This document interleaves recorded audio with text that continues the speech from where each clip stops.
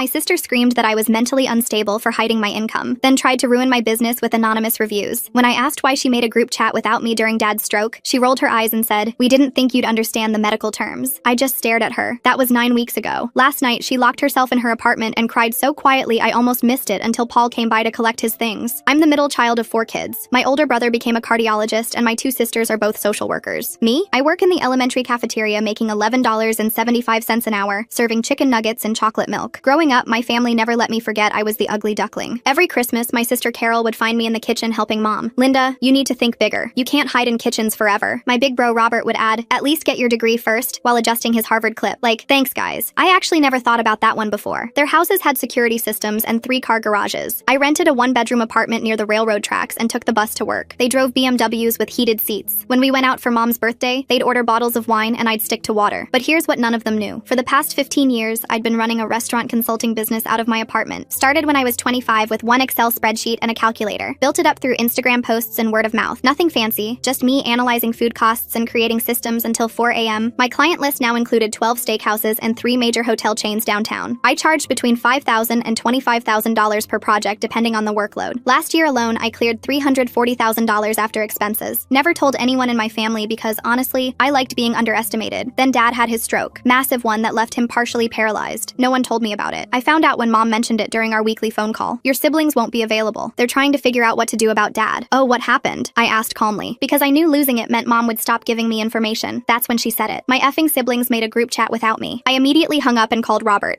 Hey, maybe this was an accident, but why wasn't I included in the discussion about Dad?" He sighed like he was explaining something to a child. "Linda, we need to be realistic here. Good facilities cost $8,000 a month. If you can get someone to cover your little hairnet job, maybe you can visit once a month." I told him I'd take care of Dad myself. He actually snorted. "Ha ha ha ha, I know you're not talking about moving him into that shoebox you live in. Linda, Dad needs round-the-clock medical care. This isn't like scooping mashed potatoes onto plastic trays." Carol jumped on the call. "Robert's right. We're talking about adult decisions here, not something you can handle on a cafeteria worker's salary. Proper care." As if I'd just prop Dad up with some tater tots and call it a day. That weekend, I did something that would make them regret their words forever. I drove around looking at houses for sale, found a perfect ranch style with wide hallways and a ground floor master bedroom, just the way Dad likes it. Put in a cash offer, $20,000 over asking. While my siblings argued about who would cover Medicare, I hired contractors to install grab bars and a roll-in shower. Interviewed home health agencies until I found the perfect team. All while my siblings sent each other links to depressing nursing homes an hour away from everyone. Moved Dad in 3 weeks after his discharge. Didn't tell anyone, just showed up at the hospital with the medical transport I'd arranged. Robert was there arguing with the social worker about temporary placement. "It's handled," I said, signing the discharge papers. "Dad's coming home with me." Carol laughed that sharp, bitter laugh she'd perfected in childhood. "Linda, stop. This is embarrassing. You can barely afford your own life." My younger brother James finally spoke up. "Let her try and fail. She'll come begging for help in a week when reality hits." 6 months passed. I took care of Dad while running my business. He'd sit at my kitchen table watching me organizing files, telling stories about his army days. My siblings barely visited. Carol said she was too busy. Robert said he didn't want to get stuck in traffic. James just stopped responding to texts. They kept their group chat going though. Mom would mention their ongoing debates about long-term care facilities, like they were waiting for me to fail. But then something beautiful happened. It came in the form of something big, thick, and black. Carol's preppy little husband saw my name on the speaker board at a restaurant industry conference. In bold black lettering it read, "Linda Mitchell, turning failed restaurants into million-dollar success stories." He took a photo and sent it to the family group chat with 3 question marks. I just laughed and switched my phone off. But when I woke up, I noticed my phone had been bombarded with dozens of texts and missed calls. The first voicemail was angry. The second was threatening. By the 10th, they were practically begging to talk about this rationally. The first message I actually opened was from Carol. "Pathological liar," in all caps. Then another. "How dare you hide this from us while we worried ourselves sick about Dad's care costs." I set my phone aside and focused on making Dad's breakfast. My hand stayed steady as I scrambled his eggs exactly how he liked them, soft with a touch of cream. The phone kept buzzing against the counter, creating a constant vibration that made the salt shaker dance. Dad noticed the noise from his wheelchair. His good hand reached toward the phone, eyebrows raised in question. "Just the family having feelings," I told him, placing his plate on the special tray that attached to his chair. "Nothing that can't wait until after breakfast." The phone rang. Robert's name flashed on the screen. I answered on speaker while adjusting Dad's napkin, knowing he'd want to hear whatever drama was unfolding. "Fraud!" Robert's voice exploded through the speaker. "Identity theft! Corporate deception! I have lawyer friends, Linda. This charade ends now." Dad's eyes widened. His good hand gripped his fork tighter, but I kept my voice level. "I never lied to anyone, Robert. I just never corrected your assumptions about my life. You let us think you were poor. You watched us stress about Dad's care costs while sitting on a fortune. I'll expose you, Linda. I'll tell everyone at Garfield Elementary exactly what kind of person you really are. They deserve to know their cafeteria worker is a con artist." The line went dead. Dad's egg sat untouched, his face showing more alertness than I'd seen in weeks. seconds. A knock at the door interrupted the silence. Mrs. Chen from next door stood on my porch, holding a casserole dish and wearing a concerned expression. "I heard shouting," she said, glancing past me toward Dad. "Everything okay? I brought extra lasagna from last night." Mrs. Chen had been bringing meals twice a week since Dad moved in, refusing payment and always staying to chat with him about their shared love of old war movies. She knew exactly how dedicated I was to his care, often commenting on the medical equipment and modifications I'd installed. "Family drama," I admitted, accepting the dish, "but we're managing." She patted my arm. "Your father is lucky to have you. Not many daughters would do what you do." As she left, my phone showed a new text from Carol. "On my way over. You will explain yourself." I helped Dad finish breakfast, then started preparing him for physical therapy. His therapist would arrive at 8, and I needed him ready. While I gathered his exercise bands, a car door slammed outside, then another. Carol's fist pounded against my front door. "Open up, Linda! We're not leaving until you explain this sick joke." Through the window, I spotted James's car pulling up behind Carol's, all three siblings descending like a storm. I opened the door to find them clustered on my porch. James held his phone up, recording. "For evidence," he announced, "in case we need it for legal proceedings." They pushed past me without invitation, Carol leading the charge into my living room. Their eyes swept over the hospital bed in the corner, the lift system installed in the ceiling, the rows of medical supplies organized on custom shelving. Robert stopped at the bathroom doorway, staring at the roll-in shower and professional-grade grab bars. "This must have cost a fortune," Carol finished, spinning toward the kitchen. Her gaze landed on my desk in the corner, where business cards lay scattered from yesterday's video conference. She snatched one up, reading aloud, "Linda Mitchell, CEO, Mitchell Restaurant Solutions." Her face drained of color. "CEO?" Robert's tactics shifted instantly. "Obviously a scam. You've been defrauding vulnerable restaurant owners, haven't you? Taking advantage of struggling businesses during tough times?" The doorbell rang. Dad's physical therapist had arrived right on schedule. I let Catherine in, watching my siblings step aside as she wheeled her equipment past them. "Morning, Mr. Mitchell," Catherine called cheerfully. "Ready to work those legs today?" While she got Dad positioned for his exercises, I pulled out my laptop. My siblings watched as I navigated to my business banking portal. "7 figures," James whispered, stopping his recording to lean closer. "Carol, do you see the tax implications here? She's been hiding assets while claiming